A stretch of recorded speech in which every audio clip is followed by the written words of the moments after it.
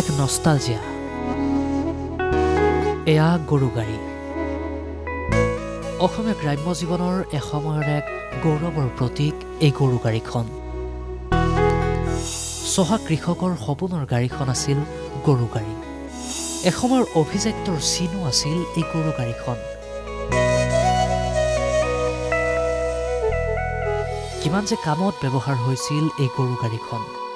ক্ৰমাৎ হেৰাই গৈছে গৰু গাড়ী।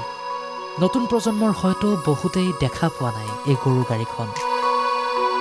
তেনে সময়ত বৰহমপুৰৰ পুৰণি গোদামত দেখা গৈছে দুৰ্লভ হৈ পৰা গৰু গাড়ী।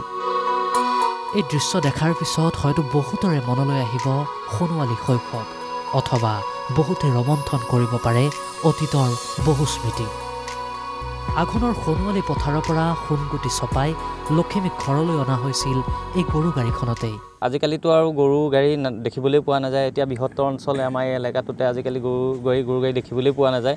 এইজন বামুণ গাঁৱৰ যিজন হয় আমাৰ এই গৰু গাড়ীখনৰ তেখেত মালিক, তেখেতৰ হাততহে এই গৰু গাড়ীখন দেখা পোৱা গৈছে। যিহেতুকে এতিয়াতো গ্ৰামাঞ্চলত গৰু গাড়ী পাবলৈ নাই, আৰু গৰু যিহেতুকে ৰাখিব নোৱাৰা হৈছে মানুহে, আৰু গৰু গাড়ী বনোৱা মানুহো তেনেকৈ কমি গৈছে। গৰু গাড়ীখনৰ গৰুৰ খোজৰ শব্দ অথবা চকাৰ কেৰকেৰণিয়ে কঢ়িয়াই বহু স্মৃতি।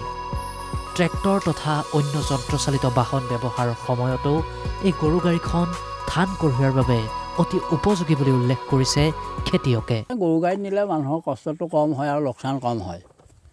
আৰু এই গৰু গাড়ীত নিলে ধৰক দুদিন দেৰি হয়, কিন্তু ট্ৰেক্টৰত নিলে সেইদিনাই হয়। গাঁৱত আপুনি আছে না কোনোবা আছে আৰু গৰু গাড়ী? নাই মোৰ এইহে আছে। এই গৰু গাড়ী আপুনি নিজে বনাইছেনে? নিজে বনোৱা। বৰহমপুৰৰ পৰা অম্লান জ্যোতি বৰাৰ ৰিপৰ্ট, NKTV+।